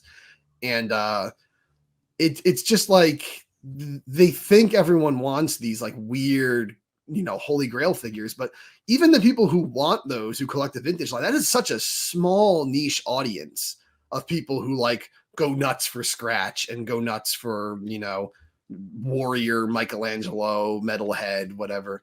Like that's a very niche audience of people. I mean, it's just not obtainable for the average collector. Yeah, and it's unobtainable, and it means nothing to most people, because most people are like, well, I didn't grow up with that. I don't know what the hell this thing is. Like, it's only for like weirdos like me who, buy stuff like, Gatekeeper Rocksteady and stupid crap like that. Like most people don't want that. Most people don't know what the hell that is. So it's like your average toy collector, like Turtles collector, is only going to want the stuff that they have an attachment to, the stuff that they love.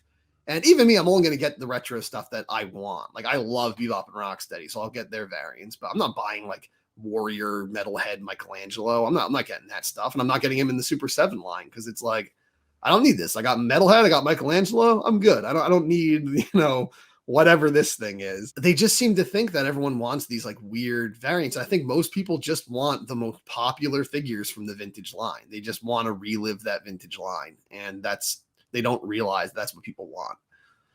And I am going to 100% agree with that. So I've definitely said very similar things to everything you just said. Like, Yeah, I might have flipped you off there. I have no idea. Like again, have you ever seen an interview with Brian Flynn early on when these figures started coming out? Yeah, I did. Toy So that Bro was and one of the Pixel Dan and stuff. Yeah. yeah. So that was one of the things that he hit on is he's like, with some of these lines, we're putting out the figures that we want. And Yeah. again, when you're a small niche company, that's fine. You know what I mean? Like when you're not that huge, that's one thing. But this line has really exploded. You know what I mean? Yeah. Like honestly, I don't think they ever were prepared for what Ultimates were going to do for them. And that's something we can get into definitely later. So anybody hears, that's my dog in the background. But it just seems like Super7 just really was getting a little bit self-indulgent in some of their things. Because that's the thing, like with waves that have just been announced, they were in the pipeline probably a couple years ago. You know what I mean? Like, oh yeah, I can't. It was like 2 years ago. They said they had like 11 waves already planned out or something like that. So this had already been thought out a while ago. And yeah, it just did seem like it's getting to the point where, like you said, I don't think they're as in touch with certain fandoms as they think they are. And that's you hit the nail on the head there, to where I don't have nostalgic appeal for Scratch, even though I was surprised at how much I did like that figure when I got it in hand. He is one of the better figures they've done. Like yeah. it's one of the few figures from that line that I look at and I just don't go back in time when I see it. And Yeah. the Warrior Michelangelo Metalhead, whatever it is, that's probably going to be the first easy pass for me, not just because of the figure that it is that I don't care about. And I mean, I know he is one of the most valuable vintage figures there is probably, but like the Metalhead. So I said in the first 4 waves, I didn't have a lot of QC issues or really any. Metalhead is definitely the worst engineered figure of those first 4 waves, in my opinion. He is the one that does kind of have loose hips and stuff like that. He's kind of hard. I don't know. He never really falls over, but I can really only get him standing in a very balanced position, if I want to get him in like an action pose or something like that. So I have to have him like bent. I have to have him bent over like an old man, like he's bent over, like he has back problems. The old way he stands. So that Metalhead will definitely, just based off, I have no faith that they're gonna do anything about the issues. I'm assuming they're just gonna pour the same new plastic in the old mold. And yep. Again, I think that's gonna be, again, Gorilla. I could see myself getting sucked into the hype, but I think that's gonna be my first pass. And once I decide I'm not going to be a completionist and I do pass on my first thing from there, like then I probably will just start picking and choosing and stuff like that, because I'm at the point now where I collect so much shit, I can't just buy everything. So I am starting to kind of refocus and just buy things that like have meaning or feel special to me. So as someone that had stated that I was probably going to be all in on this line for as long as it went out, after the last figures we just got and after the announcements that are coming, I don't know if that's going to be the case for me going forward. I know it's not for me. For one, I've never bothered with the special figures in each wave. There's always that like bonus 5th figure. Like, yeah, I didn't get Glow Baxter. I've had so many opportunities to get Glow in the Dark Mutagen Man. There's a store by me that's selling them for like $40 and they have like 2 of them. But I'm always like, I could just grab that. Just 2 voices in my head, and they're both telling me no.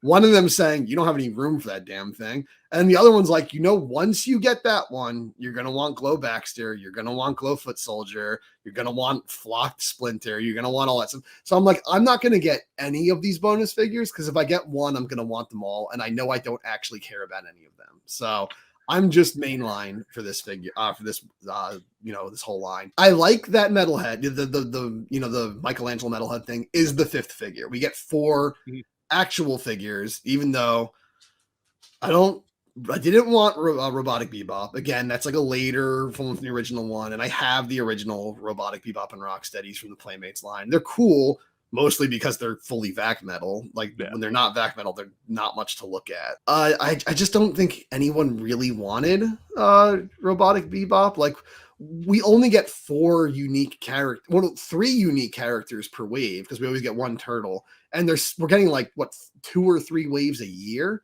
So it's like, could you not waste that on Bebop and Rocksteady variants already? I hate to sound like a broken record, but like, instead of getting Bebop and Rocksteady variants, could we just get Rat King? Could we get Fugitoid? Could we get characters that are like big Turtles characters that people remember and people want, rather than just getting this, like, how about we get some wave 4s other than Sergeant Bananas? How about we get Ground Chuck and Dirtbag or Worm or something? Like, how about we get some wave 5s if you want? If you're going to throw in Scratch and just skip wave 4 and 5 and go straight to 6, why don't we get, Hothead? Why don't we get King Lionheart or something? So like Bebop and Rocksteady getting, we already need to get a turtle variant every wave apparently. And like just putting Bebop and Rocksteady variants in there too is like, we're only getting 2 unique characters per wave. That is until we get to wave 8. And wave 8 is the biggest pile of crap Super 7 is putting out. I'm sure there'll be great figures. Genghis Frog looks awesome. He actually looks a lot better. And the vintage figure was kind of dopey. I love it. I have nostalgia for it, but it was a little dopey. He looks a lot cooler, I think, for theirs. That alt head with the tongue coming out is freaking awesome. Also. He hits that plus, I feel like you're looking for too, because he looks like he's got a lot of bumps on him and stuff like textured. That. So, yeah. I would definitely say he's the standout figure. He is. We got Space Cadet Raph, which he looks good, but it's the turtle variant. I expect the turtle variant each wave. It's like they're kind of like the Passover figure. And then we have Robotic Rocksteady immediately after Robotic Bebop. Like they're obsessed with like, oh, you got to finish the series. You can't have Robotic Bebop without Robotic Rocksteady. But they still have never given us Undercover Don. They just skipped him entirely because they wanted to do Soft Goods Undercover Raph because that's the more valuable undercover character, but it's the one nobody has nostalgia for. Everyone remembers Don with that mask and the bang gun and everything. And it's just like, I don't want Robotic Bebop already. I definitely don't care about Robotic Rocksteady also. And they look cool. They look like cool figures, but they're not vac metal. And that's what made the originals. They're such niche figures from the original line. A lot of people didn't know about them. NECA already did good, like cartoon versions of them and stuff. It's like I would so much rather just have a unique character there. And then the biggest offender is, this isn't a bonus figure. This isn't like the 5th extra thing you can get if you feel like it and you're rolling in dough. This is like one of the 4 main figures in the line is the exact same damn Shredder figure we already have, but all the blue is silver. I would say that's the most egregious like repaint rehash that they've done so far, because it's not even based off anything. Like when they redid the Toon figure, they painted his chest, right? Yeah, they painted his chest, and I want to say like his his crotch area, for lack of a better word. Like that area, they painted it, I think, all that gray color that it is in the cartoon. So when you put the belt on, it looked like he was wearing the cartoon outfit. Yeah, exactly. So he's just shirtless. He's like, So apparently this was going to be a repaint they were going to release later in the original line, and they never did. It was canceled because it's stupid. That's why. And for some reason, Super 7's like, oh, that looks like a great idea. Let's release it because it's unreleased previously. So we're real collectors, but it's like, and the sad thing is I've actually seen some people, like, you're allowed to like it, but some people actually defended this figure when I talked badly about it in my video. And they were like, I think it's a cool variant. You don't have to get it if you don't want to and stuff. It's like, I know I will not get it. That's the first mainline figure I am not getting from Super 7. But the thing is, I hate that that's being released as a main figure. I wouldn't mind that at all if it was the 5th figure, like if it was just like the bonus figure. But this is like, we could have gotten another character. And I know theoretically we probably wouldn't have, because it would have taken them way longer to sculpt another character. But I don't know, maybe put one of the Wave 9 characters in there and not announce Wave 9 3 years before it launches like they love to do. Like if they just slowed down with announcing stuff and just, worked harder on making sure each wave was a good, complete, product, I think I'd be a lot happier with Super 7. But, you have stuff on pre-order, you're waiting a whole year for it to show up. And within that year, there's like 4 more waves shown off. And I don't know how old I might be dead by the time Wave 9 comes out. Like I don't freaking know. So that Shredder just like almost killed the line for me when they showed that off. When I saw Wave 8, I almost pulled the plug on Super 7, especially since like I had been waiting for Wave 5 for like a year by the time that was shown off. It was like, or like not a year, but probably about like 9 months. So but like they're announcing a wave I don't care about, and the other figures aren't even coming and stuff. So I was like, you know what? I'm done with Super 7. But you know, getting Wave 5 and Wave 6 in hand, and then seeing Wave 9 definitely breathed some life back into this this line, because I mean, not only can you see just from Wave 5 to Wave 6 that the QCSUs got a lot better in Wave 6, but Wave 9 had a pretty awesome lineup. So, what do you think about Wave 9? Yeah, it seems like things were going bad with the announcements from 7 and 8, and then they just called an audible and they're like, all right, we're going back to what we were doing before because that's what was working. Like Wave 8, like you said, it definitely didn't kill the line for me, but I saw that and I'm like, okay, there's only 4 figures. One is a repaint, and Robotic Bebop is, which one is that now? I can't remember if it's Robotic or, in that one. Yeah, I can't remember which one's which. So again, a figure that nobody is excited about, and we have one mainline figure and then a turtle variant. So the way I'm looking at that, 2 figures that most people are probably going to be in on. And since the 2 waves before that were both 5s, it just looked like this might be the twilight of the line. And that's just really what bummed me out, because in my opinion, if that was it, it's because they made bad choices for that to happen. You know what I mean? The first 4 waves, they were doing well. There's nobody had much negative things to say up to that point. It wasn't until 5 and 6 started hitting, and then 7 and 8 got announced, that I don't know. It just seems like there's just kind of been a changing tide when it comes to these figures. But when Wave 9 came out, I feel like almost everybody was just right back into it. Everybody was so stoked on these figures because, again, they're doing the figures they should be doing. They're giving us mainline figures. And again, if you want to throw one subline in there, if you want to throw one repaint in there as a 5th figure, that's one thing. But for each wave, we need to be getting like 3 mainline figures so we can knock this out. Like you said, there are gaping holes in this, especially Wave 2. So we don't have Rat King, like you mentioned, and he's definitely one of my top most wants. We don't have Usagi, and I'm assuming he's probably a Stan Sakai issue, trying to get the licensing for that figure, because otherwise I feel like he probably would have been out pretty early. And he's a fan favorite. So. Oh, easily, yeah. And then Trag, I'm pretty sure we're still missing for that wave, which again, you know, if the Horsemen do what the Horsemen do, Trag could be a super sick figure. He could be the best figure in the line, honestly. Yeah, exactly. Right. I think he has a ton of potential. So with the amount of figures that have been announced, so we have 2 waves for this year, which is 2023. We have one for 2024 essentially announced. So we'll get one more in 2024. We're talking 2025 here, possibly before we even have Wave 2 complete at this point. Yeah. It's the biggest just peeve of this line so far for me is, again, I'm a huge Raph fan. I think that the Undercover Raph figure is one of my favorite figures in the line, but it was unnecessary and threw off the trajectory for what should have happened. We're not going to get Undercover Donnie until probably 2026 at the earliest at this point. I can't see him, or maybe I guess 2025 would probably be the earliest. If he comes in Wave 10, that would be the earliest he can possibly come now, and that'll be the last wave in 2025. And that just annoys me because, again, we have 3 of the figures from that subline. Just give me the 4th. That's what I want. Like, we want to complete things. Like, what collectors want. Collectors collect to have a complete collection. And that doesn't necessarily mean having every figure. It means having something that makes your collection feel complete to you. Well, you'll be able to complete your Robotic Bebop and Rocksteady collection. Knock it right out in 2 waves.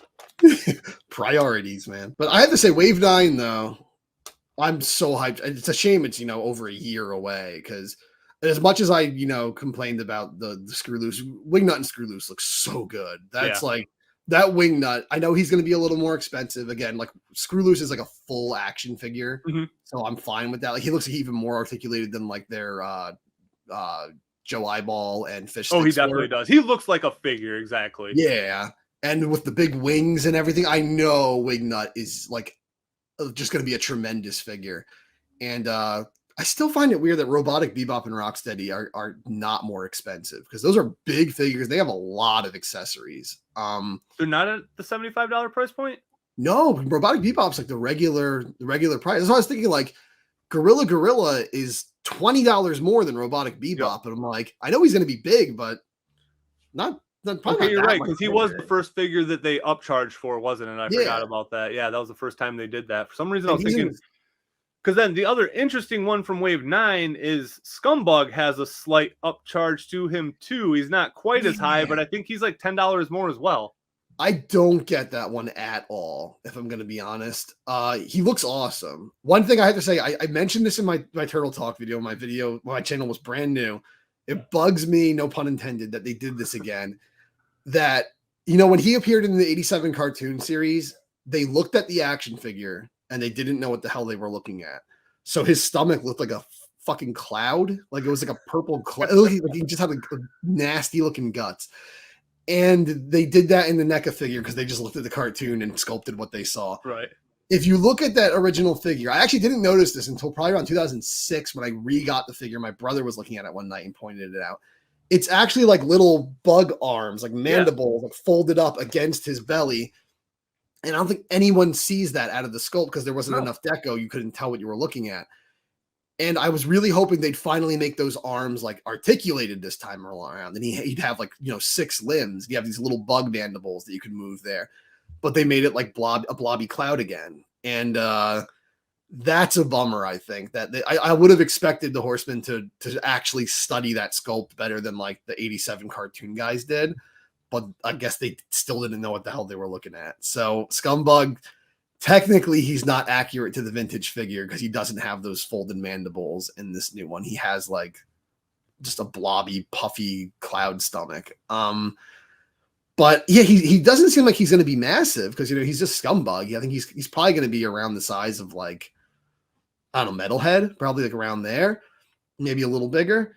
And he has an alt head. He comes with a lot of accessories, most of which are pretty small, like just little bugs and stuff. So I don't know why the hell, like, how is Robotic, Rocksteady, and Bebop like normal price, but then Scumbug is like this astronomical price? It just doesn't really make sense to me. It almost feels they're just picking and choosing at this point. Like Bebop and Rocksteady, the robotic ones, not only are they bigger, but they have like crazier deco and everything. Like they have like the metallic paint and stuff, and like it just seems like I don't know how those are cheaper than Scumbug, because Scumbug's just an average figure. We might find out more about him as time goes on, but I don't know. Maybe his wings actually open and he has sculpted wings down there that you can like articulate or something. I don't know, but from what we've seen, he's just big version of the Playmates figure. So can't really figure out what the upcharge is there either, because like you said, he has a lot of accessories, but they're really small, and the figure itself doesn't look that big, and we've gotten much bigger figures like the Robotic Bebop and Rocksteady. So yeah, it's just very, very perplexing, and I hope it's not a thing where they're testing the waters and they're like, all right, let's see how many people buy this figure, and then we'll see if we can just start charging this price for these figures, because there is going to be a breaking point for me with price when it comes to this line. And again, maybe I'm not going to completely just bail on it, but if they keep jacking up the prices, I mean, it's going to make me think even more about the figures I pick and choose to get from it. And exactly, again, I don't know necessarily how deep of a hole we want to go into this, but it's something I definitely just want to talk about. And I feel like I have to get it in, is just Super7's business model in general. Like, it just seems like, to me, if there is any company that could just abruptly go under one day, I feel like it's Super7. I feel like I'm not saying they're robbing Peter to pay Paul, but I just feel like if you're taking pre-order money so far out in advance, they're not just saving that money, you know what I mean? They're spending that money. And again, I feel like this is where the QC issues and everything is just kind of starting to come from. I feel like Super7 just blew up too fast, and they just had way too much growth, and they still just keep throwing everything out there. And I don't know why they don't just try to slow down more. And like you said, why do they have to announce figures a year and a half ahead of time, unless it's because they need that pre-order money now? Probably. I mean, they have their insurance plan, aka the reaction figures, right? The reaction figures, the packages look great and all, but like I'm never gonna pay $20 for like a vintage Star Wars style action figure, that big. It's like I could get a nicer figure from a Happy Meal at McDonald's. Like, like it looks nice, but $20, like you can go after yourself, man. Like I'm not spending $20 on that little thing. Like I can get a Loyal Subjects figure for $20 and Motu Origins figure, and they're way more. Yeah, I don't want to accuse anybody of any sketchy, business behavior. I don't know what they're doing. Again, neither do I. This is 100% speculation. I have no idea what's going on at Super 7. Like, this is not. I'm just spitballing here. Everybody's got to do the hustle. You got to do what you got to do. I appreciate it. I respect it. But it does seem like that's what they're doing. It does seem like they're putting out so many pre-orders just to get the stuff they already announced done. And because they really quickly, they went from being the guys who scooped up Mattel's abandoned projects and started making them to like one of the big toy companies. And I think like they just bit off more than they could chew. They've always done a lot of stuff. They did a lot of Godzilla. They did a lot of horror stuff, but like they've really just gone like, I don't want to say mainstream now, but they're getting there. Like I'd say NECA is mainstream. You walk into a Target. NECA is, I know, like, I do know that their business is much bigger than Super 7's is because again, like, they're inside a parent company that's huge too that owns, I guess Loot Crate and Kid Robot and all that other stuff too. So. I mean, NECA's been around. I actually don't know how long Super 7's been around. NECA's been around a long time. I think it's in like the late 90s, but they were doing like I have reissues of the 1993 Nightmare Before Christmas like collector figures they made back then. There's like a Bendy Jack Skellington, like a Sally you can take off her arms and legs and stuff. They came out in 93 when the movie was new. And in 2003, all NECA was doing was re-releasing those same molds in new packaging. So it's like early on, that's the kind of stuff NECA was doing. They were like small scale, but they've come a long way from just re-releasing Hasbro toys from the 90s and stuff. So it's like Super 7, I don't know their origins like I do NECA. I don't know where Super 7 started. I believe they started with Godzilla. I want to say their first figures were Godzilla figures. So do you want to know how Super 7 started? Do you want to know what the first thing they did was? Yes. They produced a magazine. It was a magazine about like Japanese toys and stuff like that. And that's how Super 7 started. Oh, so I guess they covered Japanese kaiju toys. That's why that's why they like their vinyl crap so much and all their kaiju stuff. That's why, because I'm pretty sure that's like the kind of stuff that magazine covered. And then I don't know what their first I'm assuming Reaction had to have been what kicked off their action figure stuff. I don't know. I have no clue there, but they even do like Halloween masks and shit. They did like Universal Monster Halloween masks and stuff. No, I didn't know that. Yeah, they did a whole bunch of stuff. They have like a really nice Creature from the Black Lagoon one I kind of want, but I didn't know about the magazine, but I knew they started with monsters. Like monsters was their big thing at first. And I think it was one of the first figures they put out was a kaiju thing, I'm pretty sure. I don't know if it was Godzilla, but it was something like that, I'm pretty sure. Okay. But I really didn't start following them until they scooped up Motu Classics. And even then I didn't collect Motu Classics, but I followed it. I followed all Pixel Dan's, chronicles of Motu Classics and all. But I know that was when I learned the name Super 7 was Motu Classics. And then I knew they scooped up Thundercats. And then, they started doing Turtles. And that's when I started actually collecting Super 7. They do a lot of lines, and a lot of them are really backed up. Thundercats is one of them. Like Wave 2 came out after Wave 4, I think. There's like a Disney one they do, and like I have things to say about that. I'm never gonna collect it. I don't think the figures look very good. They're not getting reviewed well either. Yeah, I mean, like some of them are like Robin Hood, especially. People are not happy with that figure. He doesn't even stand when you put him in the stork mode and stuff. But like the Pinocchio one, I get he's like a little boy, but he's shorter than Mickey. He's like so small, and he's like again, he's like a Happy Meal toy, but you're paying $60 for him. It's like, oh, but we gave him a bunch of accessories. Look, here's the little goldfish. It's like, okay, but Pinocchio sucks. Like that's what I bought. I didn't buy an accessory pack. I bought Pinocchio. And well, I didn't, but you know what I mean. Right. And I think also like just charging that price for them is just a little ludicrous because Disney characters just aren't that detailed. They're so smooth and simplistic. Oh yeah, because they're a simple drawing. Yeah, like okay, if they make like Little Mermaid ones, you got me, I'll buy them. But like if it's one I really like I don't know actually, because they announced the Nightmare Before Christmas ones this past Halloween that are coming out next Halloween. Because wouldn't it be Super 7 if it wasn't a year in advance? Right. And I love the Nightmare Before Christmas. They have Jack, Sally, and Oogie Boogie. Doing a Jack figure is just weird because he's like pipe cleaners. So it's I can't imagine so skinny. Yeah, that's a tall order for anyone, no pun intended. I got Lacey a Diamond Selects Jack Skellington figure, and I mean, I'm not even joking. He probably has like a 2 millimeter width in his arms and legs. Like he's the only figure he could never stand without the stand he comes with. Literally, to call it an action figure is a stretch of the term for sure. I think even Sally would be hard to do because like she's tall and her feet are so tiny. Like she has these tiny little feet. Yep.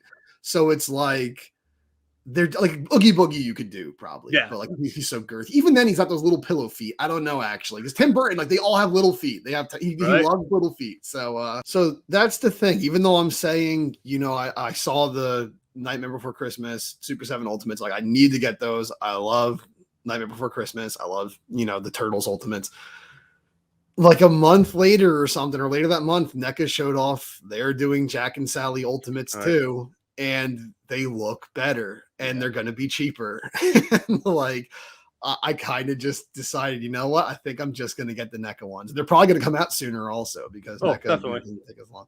So it's like I think they're not doing Oogie Boogie. I think only Super 7 is doing Oogie, which sucks because I would like Oogie Boogie, but I mean, they haven't done him yet. He's going to come if NECA's doing the line. He's going to come. Yeah. If NECA's doing Jack and Sally, they're some of the most marketable characters of all time. Like, if they put them out, everybody's going to buy them. Every goth girl is going to buy them. Everybody's going to buy I'm going to buy them. Like, everybody's going to buy them.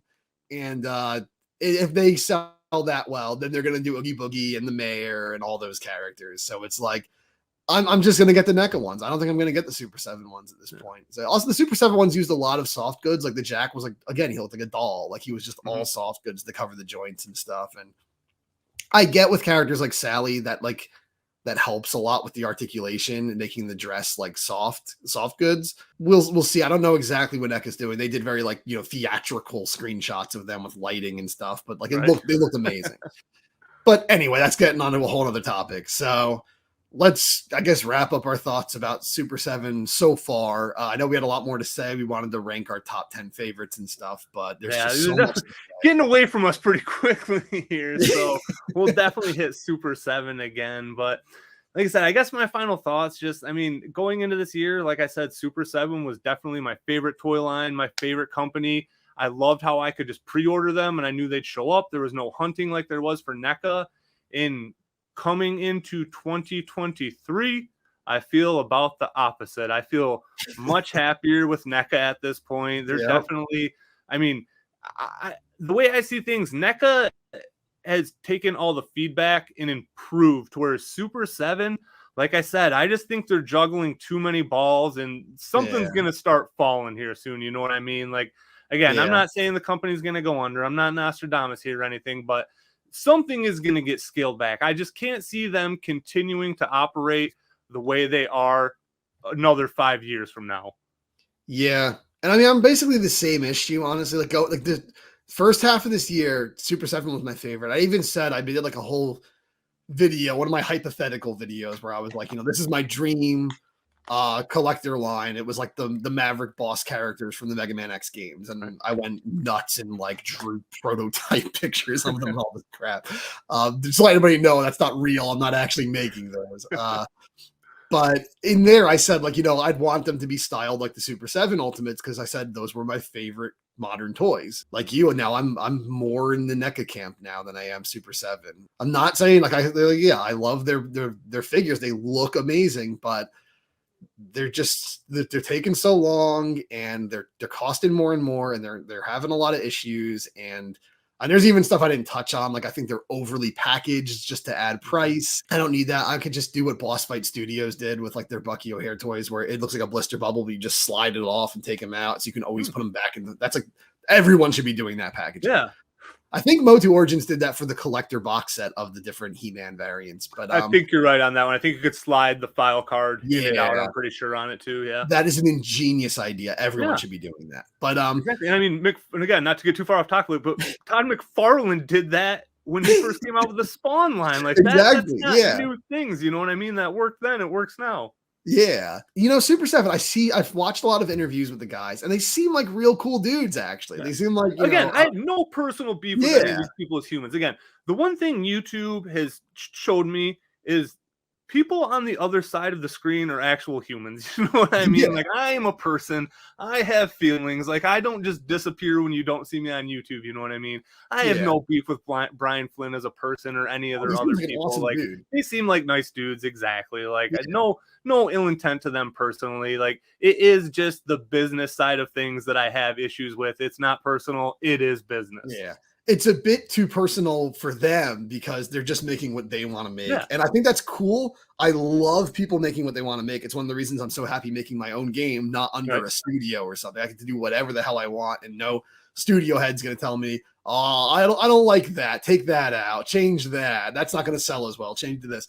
But when you're doing something that's not your own, it's Turtles, and there's an expectation for it. One of the sculptors in a video, straight in an interview, like I think last year, straight up said he hates Pizza Face. He's never doing Pizza Face. And he said he's never doing tattoo. And a lot of people want Pizza Face. He's actually one of the most requested in the line because he was such a crazy figure. So there was a time for a while, real quick, where anytime I would look at anything posted by Seven, the same dude was in there every time, Pizza Face. Every post ever from Super7, this dude was in there, Pizza Face. Every single time. Everyone wants them. There's some people who are like die-hard pizzas. I think everyone wants Pizza Face with the prototype like twin head on his baby head on top. Yeah, everyone finally wants to own that. And I get it. I would love Pizza Face was never one of my favorite characters, but I would love to get him because he would just make such an awesome gross sculpt.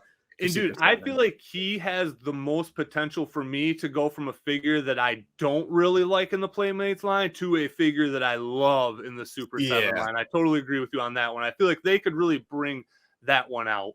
They could. They definitely have the potential. He's almost more like a Toxic Crusaders toy than he is a Ninja Turtles toy, really. Not to get too caught up on a Pizza Face, though. So we just want to wrap this up. Like I said, we have a lot more to say about Super7, but this could go on forever. I think we got the general gist down of what we wanted to say. Super7, we love their figures, and we have a big problem with their figures. Yeah, simply put. The one thing that you just reminded me of real quick that I don't understand how we just went over an hour and I never once brought up the 4 Horsemen, but all the credit in the world to those guys. They are really the magic behind those lines. And they're the best sculptors in the business. Yes, exactly. They are the best sculptors far and away. I'm pretty sure they still do things the old school way. I'm pretty sure they are still hand sculpting stuff. Oh, they are. Yeah, I think so. And I mean, that is really the beauty of this line. And again, I know Super7, they are your figures, but I just really want to shout out the Horsemen. Like, they are the people that, again, really we owe the credit to for how beautiful these figures look. Muckman would not be the masterpiece he is if the Horsemen weren't doing him. So, yeah, the Horsemen are they're just amazing. So, yeah. So, sorry I waited that long to give you guys credit, but yeah. Yeah, credit where the credit is due. But yeah, I'm just staying hopeful that Wave 9 is a sign of things to come, and they're learning the lessons and they're improving the line. So I'm hoping so too. I got a little bit of faith that they're going to turn it around. The only issue is you just got to fix the QC stuff because again, a couple bad waves. It feels like they're getting there. It feels like they're going to get there. Yeah, so we'll see. We'll get some Wave 7 figures in hand. 2024, we'll find out. Yeah, when we're old and gray, we'll come back and tell you. All right, signing off, guys. Have a good night. All right, take it easy, man. Peace. Peace.